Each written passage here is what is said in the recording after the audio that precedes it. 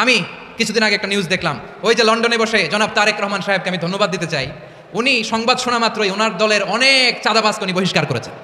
আওয়ামী লীগ মাটির নিচে পুঁতে ফেললো, সেখান থেকে উঠে ওরা ঠিক আগের মধ্যে, কারণ বিচম্মা তো বাপ মায়ের তো জন্মের পয়দা ঠিক নাই, তো কে কোন দিক দিয়ে লাগায় তারপরে এদের জন্ম দিচ্ছে কোনো ঠিক নেই। যেই কারণে এরা যেখান থেকে আসে ওদের চরিত্র ওইটাই থাকবে। এটা যতদিন বুঝতে না পারবেন ততদিন এইভাবে সুইজারল্যান্ডের মতো চট থাপ্পড় ঘুষিয়ে এগুলো খাইতেই হবে। তাদেরকে খুব দ্রুত নিষিদ্ধ করা হোক। শুধু ছাত্রলীগ না, আমি এটাকে খুবই পার্সিয়াল একটা জিনিস মনে করেছি যে একটা সংগঠন, তাদের সহযোগী সংগঠন হচ্ছে ছাত্রলীগ, সেটাকে আপনি নিষিদ্ধ করলেন, অথচ মেন সংগঠন যুবলীগ তো আরো সন্ত্রাসী, আওয়ামী লীগ সবই তো সন্ত্রাসী। এই আওয়ামী লীগ এমন একটা দল যেটা যে কোনো এলাকার যাদের এই বিজম্মা পয়দা হয় না, এই বিজম্মাগুলো যায় আওয়ামী লীগ করে। এই বিজম্মা ছাড়া কোনোদিন কেউ আওয়ামী লীগ করতে পারে না। মনে হচ্ছে যে জনাব তারেক রহমানের নেতৃত্বে আর বিএনপি নাই, বিএনপি এখন সন্ত্রাসীদের নেতৃত্বে আছে। বাংলাদেশে যারা 15.5 বছর শেখ হাসিনার সময় বিভিন্ন সন্ত্রাসী কার্যক্রম করে আওয়ামী লীগের তলে তলে আওয়ামী লীগের সাথে লিয়াজুগ করে ভালো জীবন যাপন করেছিল, তারাই এখন বিএনপি নেতাদেরকে বিএনপি করে হত্যা করছে। বিভিন্ন জায়গায় বিএনপি নেতা একে অপরের হাতে মার খাচ্ছে, জীবন যাচ্ছে, বিভিন্ন সংঘর্ষ হচ্ছে, আমরা বিভিন্ন নিউজ পেপারে প্রতিদিনই পাচ্ছি। সরকারে থেকে দল গঠন করলে মানুষ মেনে নেবে না, মির্জা ফখরুল ইসলাম আলমগীর। শেখ পরিবারের ছোট মেয়ে শেখ রেহানা রাজনীতিতে সরাসরি কখনো যুক্ত না হলেও দেশের রাজনীতিতে তিনি একজন প্রভাবকের ভূমিকায় ছিলেন সবসময়ই। একরকম ওপেন সিক্রেট ছিল, শেখ রেহানাই মূলত শেখ হাসিনার দুর্নীতির ক্যাশিয়ার। ডক্টর মিজানুর রহমান আজহারের একটা বক্তব্যকে কেন্দ্র করে বিএনপি এবং ডক্টর মিজানুর রহমান আজহারের মধ্যে কিন্তু একটা দ্বন্দ্ব তৈরি হয়েছে। এটা আমরা সকলে মোটামুটি আমাদের জানা শেষ, বা আমরা সবাই জানি। অবশেষে যেখানে আল্লামা দেলোয়ার হোসেন সাঈদী সাহেবের মাহফিল হতো, লক্ষ লক্ষ মানুষ সে যুগে উপস্থিত হতো, সেখানে বক্তব্য পেশ করেছেন মিজানুর রহমান আজহারী এবং বিএনপির চেয়ারম্যান জনাব তারেক রহমানকে উদ্দেশ্য করে একটা গুরুত্বপূর্ণ মেসেজ দিয়েছে বা তাকে উদ্দেশ্য করে কিছু কথা বলেছে। আমি মনে করি এই কথাটা প্রত্যেকটা বিএনপি কর্মীদের শোনা দরকার এবং তারপরে তাকে নিয়ে আপনাদের মন্তব্য করা দরকার। প্রিয় দর্শক, আসলে তিনি কি কথাটি বলেছেন অবশ্যই বিস্তারিত জানবেন আজকের এই ভিডিওর মাধ্যমে। তো সবাইকে বলবো কথা বাড়াবো না, খুবই গুরুত্বপূর্ণ কয়েকটা ভিডিও নিয়ে আপনাদের সম্মুখে হাজির হয়েছি, সেই ভিডিওগুলো আপনাদের সাথে বিস্তারিত শেয়ার করব। তো চলুন তাহলে আর কথা না বাড়াই, একটা লাইক দিয়ে বিস্তারিত সবগুলো ভিডিওর আলোচনাগুলো শুনে আসি। আওয়ামী লীগ মাটির নিচে পুঁতে ফেললো, সেখান থেকে উঠে ওরা ঠিক আগের মধ্যে, কারণ বিচম্মা তো বাপ মায়ের তো জন্মের পয়দা ঠিক নাই, তো কে কোন দিক দিয়ে লাগায় তারপরে এদের জন্ম দিচ্ছে কোনো ঠিক নেই। যেই কারণে এরা যেখান থেকে আসে ওদের চরিত্র ওইটাই থাকবে। এটা যতদিন বুঝতে না পারবেন ততদিন এইভাবে সুইজারল্যান্ডের মতো চট থাপ্পড় ঘুষিয়ে এগুলো খাইতেই হবে। তাদেরকে খুব দ্রুত নিষিদ্ধ করা হোক। শুধু ছাত্রলীগ না, আমি এটাকে খুবই পার্সিয়াল একটা জিনিস মনে করেছি যে একটা সংগঠন, তাদের সহযোগী সংগঠন হচ্ছে ছাত্রলীগ, সেটাকে আপনি নিষিদ্ধ করলেন, অথচ মেন সংগঠন যুবলীগ তো আরো সন্ত্রাসী, আওয়ামী লীগ সবই তো সন্ত্রাসী। এই আওয়ামী লীগ এমন একটা দল যেটা যে কোনো এলাকার যাদের এই বিজম্মা পয়দা হয় না, এই বিজম্মাগুলো যায় আওয়ামী লীগ করে। এই বিজম্মা ছাড়া কোনোদিন কেউ আওয়ামী লীগ করতে পারে না। সেই বিজম্মাগুলোকে নিয়ে আওয়ামী লীগ পয়দা হয়, তার ঘর থেকে আবার ছাত্রলীগ পয়দা হয়। এই যে ছাত্রলীগ যেখান থেকে পয়দা হলো, সেটাকে আপনি নিষিদ্ধ করলেন না, ছাত্রলীগকে নিষিদ্ধ করলেন। এটা আমার কাছে খুব হাস্যকর মনে হচ্ছে। আওয়ামী লীগ, যুবলীগ, স্বেচ্ছাসেবক লীগ, কৃষক লীগ যা আছে ওদের সবগুলো সহযোগী সংগঠন, সব কটাকে একদম দলগতভাবে তারপরে নিষিদ্ধ করতে হবে। কষ্ট পান, কিছু করার নাই, কিন্তু সত্য কথাটা বলি, চাঁদাবাজি হচ্ছে, ব্যাপক আকারে হচ্ছে চাঁদাবাজি, এবং প্রায় 100% ঘটনার সাথে এই বিএনপির লোকজন দায়ী। তো আপনাকে মাথায় রাখতে হবে যে বাংলাদেশের মানুষ একটা অভ্যুত্থান করলো কেন, কিসের জন্য করলো? আওয়ামী লীগের লোকজন যে এইভাবে চাঁদাবাজি করেছে, মানুষের উপরে টর্চার করেছে, নির্যাতন করেছে, এই জন্য। আজকে আপনি ওই সেম কাজ করছেন, তো জনগণ কেন আপনার সাথে থাকবে? আসসালামু আলাইকুম। কিছু কথা বলবো, কথাগুলো অনেকের হয়তো বিরুদ্ধে যাবে, একটু খারাপ লাগবে, খারাপ লাগলেও কিছু করার নাই, কথাগুলো জানা দরকার। একটা বিরাট ঘটনা প্রবাহের মধ্য দিয়ে বাংলাদেশটা একটা জায়গায় এসছে, যে এই জায়গাটা আগে কেউ কল্পনা করতে পারেন নাই। ধরেই নেওয়া হয়েছিল যে শেখ হাসিনা যতদিন বেঁচে আছে ততদিন পর্যন্ত আর এই দেশে আর কোনো পরিবর্তন, এই স্বৈরাচারকে সরানোর, তারপরে কি হয় সেটা পরের, এর আগে কোনো কিছু ঘটার কোনো সম্ভাবনা আছে বলে কেউ মনে করেন নাই। আল্লাহ সর্বোত্তম পরিকল্পনাকারী, তিনি সেই পরিকল্পনা করে আমাদেরকে এই ফেরাউনের হাত থেকে, বিশাল এক শয়তানের হাত থেকে এই দেশের মানুষকে উদ্ধার করেছে। সেটা রক্ষা করার জন্য মিনিমাম যে প্রচেষ্টা, সেই প্রচেষ্টাটা আমি অন্তত দেখছি না। শেখ হাসিনা সব শেষ যেটা দিল সেটা মনে নাই? কি বলেছে? কত বড় মাপের একটা জাউরা খুনি, একটা মানে একটা চরম অসভ্য হইলে কোনো ধরনের তার ভেতরে অনুশোচনা বলে কোনো কিছু নাই। এখনো সে আসবে, সে আসে আবার ক্ষমতা নিবে, আবার মানুষের উপরে টর্চার করবে, আবার এগুলোর প্রতিশোধ নিবে, এইটাই তাড়িয়ে। এত বড় সাইকোপ্যাথ। ইন্ডিয়ায় গিয়েছে, ওর তো ফেন্সিডিল খাওয়ার নেশা আছে। এটা তো বিভিন্ন সময় এই যে মতিউর রহমান রেন্টু থেকে শুরু করে অনেকেই কথা বলেছেন, এটা কিন্তু ফালতু কথা না। এই ফেন্সিডিল খোর এখন ইন্ডিয়াতে যায়, তো ফেন্সিডিলের পুরো কারখানার ভেতরে যে বসে ওইখানে ফেন্সিডিল খায়, তারপরে মাতলামো করে, 2 দিন পর মানুষের সাথে কথা বলে। তো এই যে অসভ্য মহিলার মিনিমাম কোনো ধরনের তার ভেতরে যে অনুশোচনা নাই, আপনি তারা মাফ করেন কেমনে? আপনি তার ব্যাপারে, তারা তো আগে থেকে বলি ভাই, কদিন আগে একটা কথা বলেছি, বলার পর অনেকেই বলেছেন যে ইলিয়াস ভাই এভাবে কথা বলো না, এভাবে বললে মানুষের ভেতরে ভয় তৈরি হবে। আপনার ঘরের এক কোনায় আগুন ধরেছে, এখন আরেক কোনায় লোক ঘুমাচ্ছে, আপনি তারা আগুনের কথা বললে ভয়ে ঘুম ভাঙা যাবে, এই জন্য আপনি বলবেন না, শুয়ে থাকবেন আগুন দেখে? বলতে হবে তো, না বলে কি করবেন? কোনো অ্যাকশন নাই তো। কথাগুলো বলতে হবে। তাদের যত ক্ষোভ সব জামাত আর শিবিরের উপর। অতএব এই গার্ডটা জামাত শিবিরকে হইতে হবে। বিভিন্ন জায়গায় কষ্ট পান, কিছু করার নাই।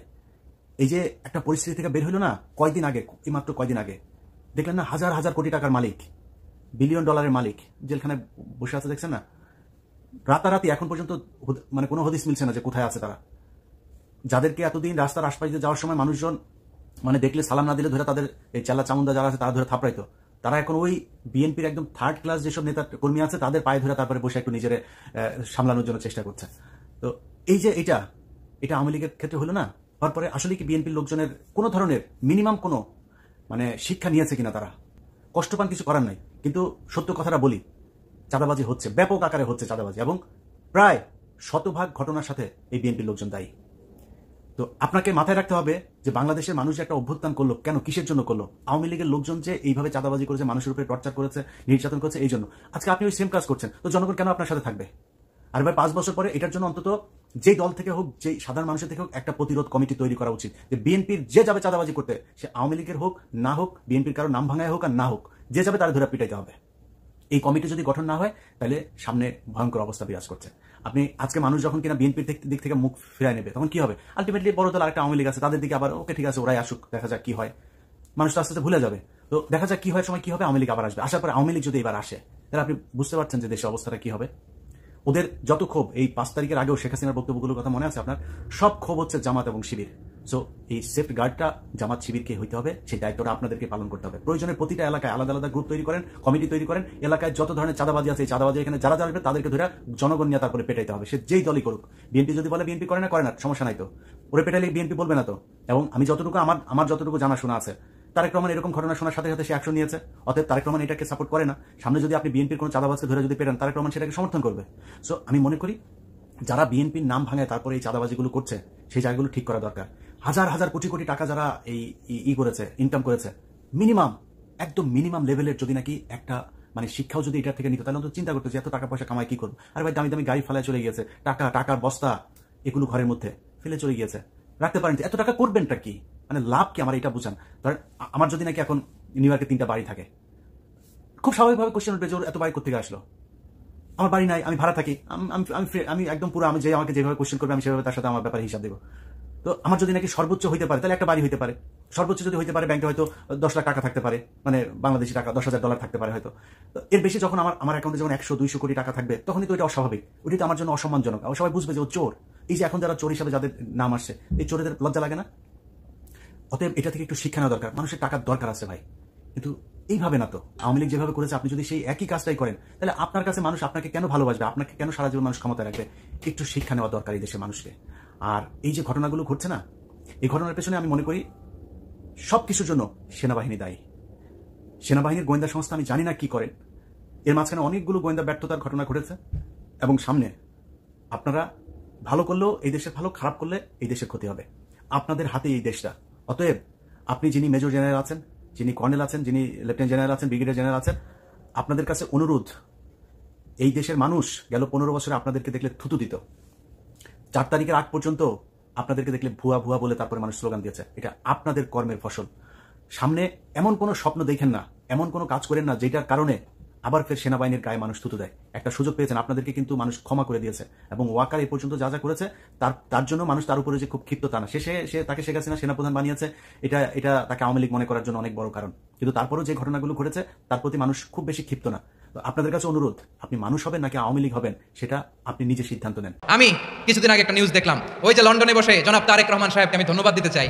উনি সংবাদ শোনা মাত্রই ওনার দলের অনেক চাঁদাবাজকে উনি বহিষ্কার করেছেন। কোনো ব্যক্তির কারণে, কোনো নেতার কারণে, কোনো কর্মীর কারণে যদি মানুষের আস্থা নষ্ট হয়, তাকে আমরা ওন করতে পারবো না। বিকজ আমরা বহু ঝড় ঝঞ্ঝার ভিতর দিয়ে আজ এখানে এসে দাঁড়িয়েছি, বহু অত্যাচার নির্যাতনের ভেতর দিয়ে এখানে এসে দাঁড়িয়েছি আজকে আমরা। কাজেই আমাদের পক্ষে আর সম্ভব না যে কেউ নিজের বিষয়, নিজের স্বার্থ নিয়ে এমন কিছু করবে যেটা দলের স্বার্থকে আঘাত করবে, ক্ষতিগ্রস্ত করবে, তাকে আমাদের পক্ষে টানা সম্ভব না। আই ডু অ্যাপ্রিশিয়েট, প্রতিটি দলের এরকম ইনিশিয়েটিভ নেওয়ার দরকার আছে না নাই? যে কোনো দলে এই প্র্যাকটিসটা থাকার দরকার আছে না নাই? চাঁদাবাজদের সাথে আপনারা নিজেদেরকে মুক্ত ঘোষণা করবেন যে এরা আমার দলের কর্মী হতে পারে না। টেন্ডারবাজি, চাঁদাবাজি, দুর্নীতি, অপরাধ, দখলদারিত্ব, মজুদদারি, এগুলো সব কিছু একসাথে প্রতিরোধ করতে হবে, ঠিক কিনা বলেন? একটা মানবিক সমাজ যদি চাই, প্রতিরোধ করতে হবে। প্রিয় ভাইয়েরা, আল্লাহর শপথ নিয়ে বলি, এই নাসিহাতগুলো সবার জন্য, সব দলের জন্য, সব মতের মানুষের জন্য। আমরা কোনো দলের প্রতি মানুষকে ডাকি না, আমরা ডাকি ইসলামের দিকে। সব দলের, সব মতের, সব মানুষদেরকে আমরা আহ্বান জানাই, আসুন আমরা একটা সুন্দর সমাজ বিনির্মাণ করি। এই যে নতুন বাংলাদেশের এক সুযোগ এসেছে, আর জীবনে হয়তো আসবে না, সামনের 100 বছর এই সময় আসবে না। আসুন দেশটাকে আমরা সাজাই, আসুন আমরা দুর্নীতি বন্ধ করি, আসুন আমরা চাঁদাবাজি বন্ধ করি, আসুন আমরা দখলদারিত্ব বন্ধ করি, আসুন আমরা এক দল আরেক দলকে নিশ্চিহ্ন করার যে রাজনীতি, এটা বন্ধ করি। সব দলের প্রতি আমার আহ্বান, আমরা চাঁদাবাজ মুক্ত বাংলাদেশ চাই, জুলুম মুক্ত বাংলাদেশ চাই, ফ্যাসিজম মুক্ত বাংলাদেশ চাই, গুণ খুন খারাপি মুক্ত বাংলাদেশ চাই, আমরা নতুন ভোরের বাংলাদেশ চাই। ওই বাংলাদেশ পাওয়ার জন্য মুনকার প্রতিরোধে, অন্যায় প্রতিরোধে যদি বাঘের বাচ্চার মতো, আবু সাইদের মতো 2 হাত উঁচু করে, বুককে টান টান করে প্রসারিত করে দাঁড়াতে হয়, রাজি আছো মুসলমান? কারা কারা রাজি? আল্লাহকে হাত দেখিয়ে প্রতিজ্ঞা করো। প্রিয় দর্শক, মনে হচ্ছে যে জনাব তারেক রহমানের নেতৃত্বে আর বিএনপি নাই। বিএনপি এখন সন্ত্রাসীদের নেতৃত্বে আছে। বাংলাদেশে যারা 15.5 বছর শেখ হাসিনার সময় বিভিন্ন সন্ত্রাসী কার্যক্রম করে আওয়ামী লীগের তলে থেকে তলে তলে আওয়ামী লীগের সাথে লিয়াজুগ করে ভালো জীবনযাপন করেছিল, তারাই এখন বিএনপি নেতাদেরকে বিএনপি করে হত্যা করছে। বিভিন্ন জায়গায় বিএনপি নেতা একে অপরের হাতে মার খাচ্ছে, জীবন যাচ্ছে, বিভিন্ন সংঘর্ষ হচ্ছে। আমরা বিভিন্ন নিউজ পেপারে প্রতিদিনই পাচ্ছি। আজকে আপনাদের সামনে আমি তুলে ধরছি আমাদের সময় পত্রিকা থেকে একটি নিউজ। বিএনপির 2 পক্ষের সংঘর্ষে স্বেচ্ছাসেবক দল নেতা নিহত হয়েছে। কুমিল্লা প্রতিনিধি এখানে লিখেছেন, কুমিল্লার লাঙ্গলকোটে বিএনপি 2 পক্ষের সংঘর্ষে হেসাখাল ইউনিয়ন স্বেচ্ছাসেবক দলের সভাপতি সেলিম ভুঁইয়া 45 নিহত হয়েছে। আজ শনিবার বিকেলে উপজেলার বাঙ্গাডা পশ্চিম বাজারে এই ঘটনাটি ঘটে। নিহত সেলিম ভুঁইয়া খিলপাড়া গ্রামের আব্দুল খালেকের ছেলে এবং সাবেক এমপি আব্দুল গফুরের সমর্থক। বিএনপির সমর্থক থাকবে তারেক রহমানের। এখানে আব্দুল গফুর আর আব্দুল মজিদ আর আব্দুল খালেদ আর আব্দুল করিমের সমর্থক একই দলের ভিতরে হতে পারে না। এটাই উশৃঙ্খলতা, এটাই সন্ত্রাসীপনা। কারো ব্যক্তির কোনো পূজারী কোনো একটি দলে থাকতে পারে না। বেগম খালেদা জিয়া এবং তারেক রহমানের নির্দেশেই বিএনপি চলবে, এটাই আমরা মনে করি। স্থানীয়রা জানান, আজ বিকালে বাঙ্গাডা বাজারে বাদশা মিয়া আদর্শ উচ্চ বিদ্যালয় মাঠে বিএনপির কেন্দ্রীয় নির্বাহী কমিটির সদস্য মুবাশ্বের আলম ভুঁইয়ার বাঙ্গাডা ইউনিয়ন যুবদলের কর্মী সম্মেলন ছিল। একই সময় পেরিয়া ইউনিয়নের কাইকোতলা বাজারে দলীয় নেতাকর্মীদের সঙ্গে সাবেক এমপি আব্দুল গফুর ভুঁইয়ার মত বিনিময় সভা ছিল। এতে করে বাঙ্গড়া বাজার অতিক্রম করার সময় 2 পক্ষের ভিতরে সংঘর্ষ ঘটে যায়। সাবেক এমপি আব্দুল গফুর ভুঁইয়া বলেন, বাসন্ডা গ্রামের দাওয়াত খেয়ে পেরিয়া ইউনিয়নের কাইকরতলা বাজারে একটি প্রোগ্রামে যাওয়ার পথে বাঙ্গড়া পশ্চিম বাজারে আসলে বিএনপির কেন্দ্রীয় নির্বাহী কমিটির সদস্য মুবাশ্বের আলম ভুঁইয়ার নেতৃত্বে যুবদলের নেতারা সশস্ত্র হামলা চালিয়ে হেসাখাল ইউনিয়ন স্বেচ্ছাসেবক দলের সভাপতিকে হত্যা করেছে। এলে মুবাশ্বের আলম ভুঁইয়ার নেতৃত্বে হামলায় সেলিম খুন হন। এতে মুবাশ্বের আলমের নেতৃত্বে হামলায় সে খুন হয়। কেন্দ্রীয় বিএনপির নির্বাহী কমিটির সদস্য মুবাশ্বের আলম ভুঁইয়া বলেন, হত্যাকাণ্ডের বিষয়ে তিনি কিছু জানেন না। লাঙ্গলকোট থানার ভারপ্রাপ্ত কর্মকর্তা ওসি একে ফজলুল হক বলেন, বিএনপির 2 পক্ষের সংঘর্ষে সেলিম নামের এক স্বেচ্ছাসেবক দলের নেতা নিহত হয়েছে। এ ঘটনায় সন্ধ্যা 6টা পর্যন্ত থানায় কোনো মামলা হয়নি। বিষয়টি নিয়ে আইনানুগত ব্যবস্থা নেওয়া হবে। প্রিয় দর্শক, আমরা আজকে এই কারণে বলছি যে বিএনপির নেতৃত্ব বা বিএনপির নিয়ন্ত্রণ এখন তারেক রহমানের হাতে নাই। বিএনপির নিয়ন্ত্রণ এখন লোকাল সন্ত্রাসীদের হাতে, যারা নাকি বিভিন্ন সুবিধা নিয়েছিল শেখ হাসিনার সময় এবং শেখ হাসিনার সাথে তলে তলে হাত রেখে, ওবাইদুল কাদেরের সাথে তলে তলে হাত রেখে যারা সুবিধা নিয়েছিলেন, তারা এখন নিজের দল থেকে এমপি হওয়ার জন্য, মেয়র হওয়ার জন্য, বিভিন্ন পদ পদবীর জন্য তারা একে অপরকে হত্যা পর্যন্ত করছে। নিজের দলের কর্মীকে হত্যা করতে দ্বিধাবোধ করছে না। তাই আজকে যদি এভাবে চলতে থাকে, মাত্র 6 মাস হলো শেখ হাসিনা পালিয়েছে, আগামী 6 মাস যদি এভাবে চলতে থাকে, তাহলে বিএনপিতে একটা বিশাল বড় বিশৃঙ্খলা তৈরি হচ্ছে বলে আমি মনে করছি। আপনারা যারা আমাদের নিয়মিত অনুষ্ঠান দেখেন, আপনাদের কাছে মন্তব্য চাই। আপনারা কমেন্ট করে আপনারা মন্তব্য লিখবেন যে আজকে কুমিল্লা লাঙ্গলকোটে যে হত্যাকাণ্ডটি ঘটেছে, একজন কেন্দ্রীয় নেতা আরেকজন লোকাল এমপি ছিলেন, দুজনই বিএনপি করেন এবং 2 জনের 2 গ্রুপের সংঘর্ষে একজন স্বেচ্ছাসেবক দলের ইউনিয়ন সভাপতিকে হত্যা করা হয়েছে। এখন 2 নেতা একে অপরকে দোষারোপ করলে হবে না। সত্যিকার অর্থে খুন তো হয়েছে, খুনি তো একজন আছে, একজন তো নির্দেশদাতা আছে, একজন তো এই খুনের নেতৃত্ব দিয়েছে। তাহলে সেই ব্যক্তিটা কে, তা বের করার দায়িত্ব হবে জনাব তারেক রহমানের, বের করার দায়িত্ব হবে জনাব মির্জা ফখরুল ইসলাম আলমগীরের, বের করার দায়িত্ব হবে কেন্দ্রীয় নেতৃবৃন্দের, বের করার দায়িত্ব হবে কুমিল্লার জেলার বিএনপি নেতাদের। তাই সেখান থেকে যদি আপনারা পরিষ্কার হতে না পারেন, বের হতে না পারেন, তাহলে কিন্তু এটা খরগোশ আর কচ্ছপের মতো দৌড় হবে। আগামী নির্বাচনে আপনাদের রাষ্ট্রীয় ক্ষমতা যাওয়াটা ওই খরগোশের মতো চালাক হয়ে ঘুমিয়ে থাকবেন, কচ্ছপ কিন্তু রাজা হয়ে যাবে। এই বিষয়টাকে খেয়াল রেখে বিএনপিতে নতুন করে আদর্শবান ব্যক্তিদেরকে নেতৃত্বে দেওয়ার জন্য জনাব তারেক রহমানের কাছে বিনীত অনুরোধ জানাচ্ছি। কারণ বিএনপির বহু নেতাকর্মীরা আমাদেরকে অভিযোগ দেয়, আমাদেরকে মনের কথা বলে, আমাদের কাছে অনেক কথা জানতে চা, শুনতে চা, শোনাতে চা এবং বলতে চা যে বিএনপির ভিতরে বর্তমানে হাইব্রিডরা খুব ভালো অবস্থায় আছে। বিএনপির আসল ত্যাগী নেতারা, আসলে যারা ধান খেতে ঘুমিয়েছিল, পাট খেতে ঘুমিয়েছিল শেখ হাসিনা সৌরাচারের কারণে, তারা এখন দলের ভিতরে কোণঠাসা, তাদের কোনো ভ্যালু নাই। ভ্যালু হলো যারা সন্ত্রাসী করতে পারে তারাই এখন ভ্যালু, তাদেরই এখন মূল্যায়ন করা হচ্ছে বিএনপির ভিতরে। সরকারে থেকে দল গঠন করলে মানুষ মেনে নেবে না, মির্জা ফখরুল ইসলাম আলমগীর। দফায় দফায় কিন্তু এই কথাটি বলা হচ্ছে বিএনপির পক্ষ থেকে। আরো অনেক ছোট বড় মাঝারি রাজনৈতিক দলও একই কথা বলছে। কেবল জামাত ইসলাম এই ব্যাপারে নিশ্চুপ আছে, এটা সবাই দেখছেন। কিন্তু বিএনপি কিন্তু এই ব্যাপারে কোনো ছাড় দিচ্ছে না। তারা কিন্তু বলছে যে ছাত্ররা যদি সরকারে থেকে দল গঠন করেন তাহলে দেশের মানুষ সেটা মেনে নেবে না। শনিবার বিকেলে উত্তরা 13 নম্বর সেক্টরে খেলার মাঠে ঢাকা মহানগর উত্তর বিএনপির একটা বস্ত্র বিতরণ অনুষ্ঠানে তিনি এই কথা বলছেন। তিনি বলছেন, আমরা আপনাদের কাছ থেকে যেটা চাই নিরপেক্ষ থাকবেন, সম্পূর্ণ নিরপেক্ষ থাকবেন। নির্বাচন এই দেশে অবশ্যই হবে, এই নির্বাচনটি হতে হবে সবসময় নিরপেক্ষ সরকারের অধীনে। আমরা চাইব অন্তর্বর্তী সরকার সম্পূর্ণ নিরপেক্ষ থেকে নির্বাচনের ব্যবস্থা করবে। ছাত্ররা রাজনৈতিক দল গঠন করতে চায়, আমাদের এতটুকু আপত্তি নেই, বরং আনন্দিত। এই মন্তব্য করে তিনি বলছেন, ছাত্ররা নতুন রাজনৈতিক দল গঠন করবে, রাজনীতিতে আসবে, আমরা তাদের স্বাগত জানাবো। তারা তাদের নতুন চিন্তা ভাবনা দিয়ে মানুষের কাছে যাওয়ার চেষ্টা করবে, কিন্তু সরকার থেকে যদি দল গঠন করেন এই দেশের মানুষ সেটা মেনে নেবে না। তিনি বলছেন, আপনারা দল করবেন, দল করেন, আমরা আপনাদের স্বাগত জানাবো, সহযোগিতা করব, আপনাদের কাঁধে কাঁধ মিলিয়ে একটি সুষ্ঠু নির্বাচন করার জন্য কাজ করে যাব। শুধু আপনাদের এইটুকু অনুরোধ জানাবো, আপনারা অযথা সংঘাতমূলক কোনো কথাবার্তা রাজনীতির মধ্যে না নাই ভালো হবে, আমরা এটা আশা করি। দর্শক বুঝতে পারছেন যে তার মানে একটা বার্তা পরিষ্কার যে কোনো বিরোধ তৈরি হয় এমন কোনো কথাবার্তা না বলা, আর একটা হলো সরকারের থেকে রাজনীতি না করা। ঘুরে ফিরে ঘটনা ওই মাহফুজ আলম, নাহিদ ইসলাম এবং হচ্ছে আসিফ মাহমুদ, তারা সরকারের ভেতরে যেহেতু আছে, তারা যদি কোনো বক্তব্য রাখে পাল্টা রাজনৈতিক দলকে লক্ষ্য করে যদি কোনো কথা বলে, তাহলে একটা বিরোধ তৈরি হয়। তাদের সাথে বাইরে যে রাজনৈতিক দল হচ্ছে মধ্য ফেব্রুয়ারির মধ্যে, তার একটা সংযুক্তি আছে, এটা ওপেন সিক্রেট। কিন্তু তারা বলছেন যে আমরা এখনো যুক্ত নই।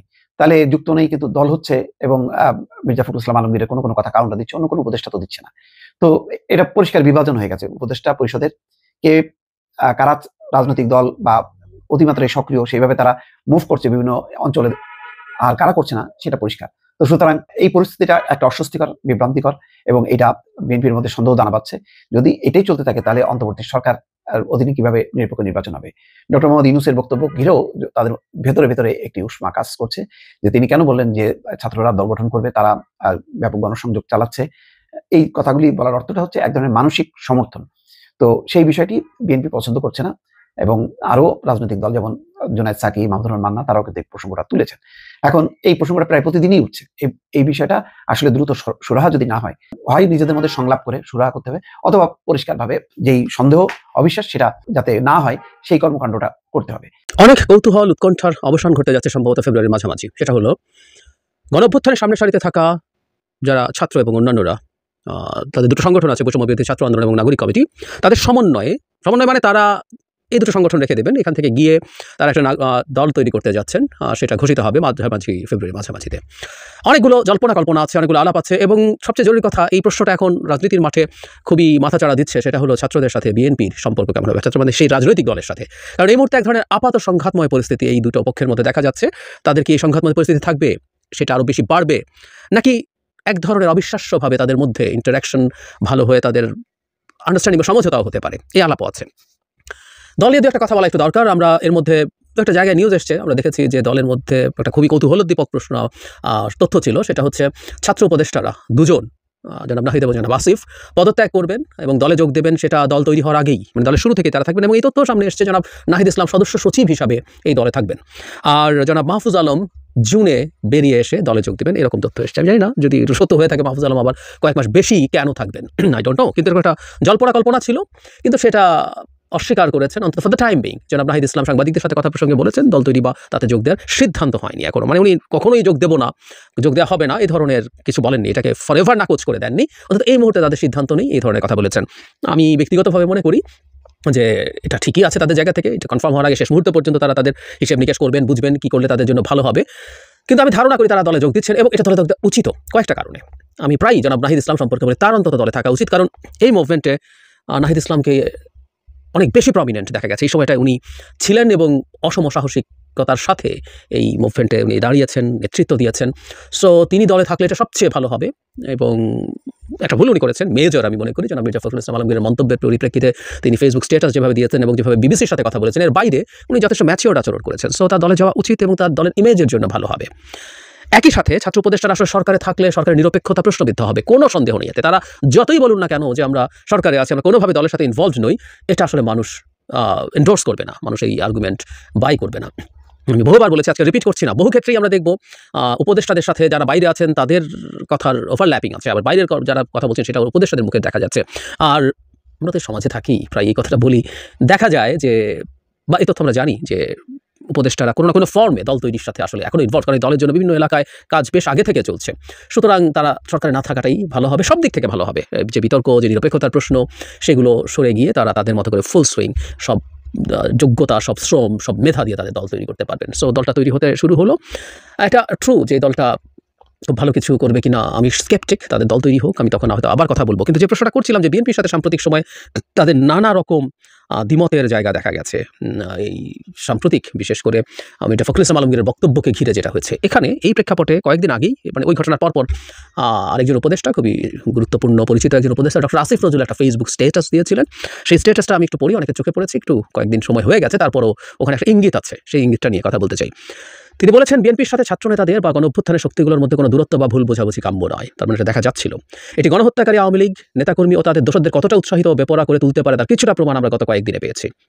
গত দুদিন ফেসবুক চেয়ে গিয়েছিল ডক্টর মোহাম্মদ ইউনুস উপদেষ্টা ও ছাত্রনেতাদের পলায়নের গুজবে। এই গুজবের উন্মত্ততায় আওয়ামী লীগের নেতাকর্মীরা নাশকতা করার চেষ্টা করেছে, এমন খবরও প্রকাশিত হয়েছে। আতঙ্কিত হয়ে আমার কাছে দু একজন ফোন করেছেন ঘটনা কি জানার জন্য। আমি যতটুকু জানি আর বিশ্বাস করি, ক, বিএনপি ষড়যন্ত্র বা ১-১ ধরনের কিছুতে আগ্রহী নয়। খ, ছাত্র নেতারা সরকারে থাকা অবস্থায় কোনো রাজনৈতিক দল গঠন করছেন না বা এতে যোগ দিতে যাচ্ছেন না। গ, জুলাই ঘোষণাপত্র হবে একটি রাজনৈতিক দলিল এবং একটি প্রণয়নে গণঅভ্যুত্থানের শক্তিগুলোর মতামত আন্তরিকভাবে প্রতিফলনের ইচ্ছা ছাত্র নেতাদের রয়েছে। ঘ, খুবই গুরুত্বপূর্ণ, এই জায়গাটাতে আসতে চেয়েছিলাম, বিএনপি ও ছাত্র নেতারা এমনকি নির্বাচন কেন্দ্রিক বৃহত্তর সমঝোতার বিষয়ে অনাগ্রহী নন। ব্র্যাকেটে লিখেছেন এর ধরন ও ফর্মুলা আলোচনা সাপেক্ষে, তাই বিরোধের কোনো কারণ নেই। তারপরে ঐক্য বা এসব কথা বলেছি, কিন্তু আমি ঘটা আরও একবার পড়তে চাই, বিএনপি ও ছাত্রনেতারা এমনকি নির্বাচন কেন্দ্রিক বৃহত্তর সমঝোতার বিষয়েও অনাগ্রহী নন। নানা জায়গা থেকে আমরা নানান কিছু শুনি। এখানে একজন উপদেষ্টা যেহেতু পাবলিকলি কথা বলেছেন, আমি পাবলিকলি আসা তথ্য ছাড়া কথা বলি না, এটা আপনারা অনেকেই হয়তো জানেন, সেটা কোনো মেইন স্ট্রিম মিডিয়াতে হোক অথবা সামাজিক মাধ্যমে কোনো দায়িত্বশীল মানুষ যখন কোনো কথা বলেন।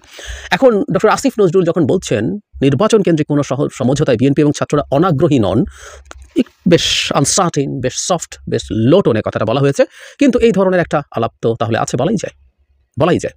আমরা একটু বিএনপির বিদ্যমান অবস্থানটা যদি একটু বোঝার চেষ্টা করি, এখন বলে কথা না, এটা শেখ হাসিনা পতন বলে না, গত 2-3-4 বছর আগে থেকে যখন শেখ হাসিনার বিরুদ্ধে আন্দোলন তৈরি হচ্ছিল, বিএনপির সাথে অনেকেই যুক্ত ছিলেন, তাদের 12 দল ছিল, গণতন্ত্র মঞ্চ ছিল, সবার সাথে এই মুভমেন্টের সময় জনাব তারেক রহমান একটা কথা খুব স্পষ্টভাবে বলেছেন, বিএনপির পক্ষ থেকে, বিএনপিও রিপিটেডলি বলেছে, তারা যদি সরকার গঠন করতে পারেন তাহলে তারা সরকার গঠনের পর জাতীয় সরকার তৈরি করবেন। তার মানে ভূমিধ্বস বিজয় যদি তারা পানও, তারপরও তারা চাইবেন জাতীয় সরকার গঠন করতে।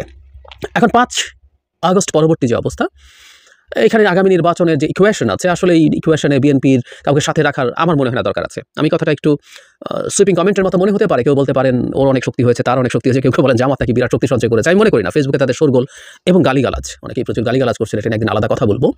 তো দেখে আমাদের মনে হতে পারে অনেক মনে হয় তারা হয়ে গেছেন, আমি মনে করি না। সো বিএনপিকে চ্যালেঞ্জ করার মতো কোনো প্রেক্ষাপট এখন বাংলাদেশের নির্বাচনী রাজনীতিতে বিরাজ করে বলে মনে করি না। ফলে বিএনপির এক ধরনের জোট করার আসলে কোনো দরকার নেই মনে হতে পারে। কিন্তু এই প্রেক্ষাপটে আমরা দেখছি যে বিএনপির সেই জাতীয় সরকারের কনসেপ্ট তারা এখনও রেখেছে। নট অনলি দ্যাট, তারা তাদের সাথে থাকা যুগপৎ আন্দোলন করা অনেকের ব্যাপারে এক ধরনের ছাড় দিচ্ছেন। নির্বাচনের ক্ষেত্রেও গণতন্ত্র মঞ্চের কিছু নেতা তাদের এলাকায় ক্যাম্পেইন করছেন, এসব সিট সম্ভবত বিএনপি তাদেরকে ছেড়েই দিচ্ছেন। এমনকি গণ অধিকার পরিষদের 2 নেতা জনাব নূর এবং জনাব রাশেদ তাদের এলাকায় গিয়ে বাধার সম্মুখীন হওয়ার পর বিএনপির পক্ষ থেকে চিঠি দিয়ে তাদের যে নেতাকর্মী আছে তাদেরকে শান্ত করার চেষ্টা করা হয়েছে, তাদেরকে ক্যাম্পেইন করার সুযোগ দেওয়ার জন্য। তার মানে আমরা বুঝতে পারছি নির্বাচনেও বিএনপি এক ধরনের আসনের আলোচনা বা সমঝোতায় যাবে।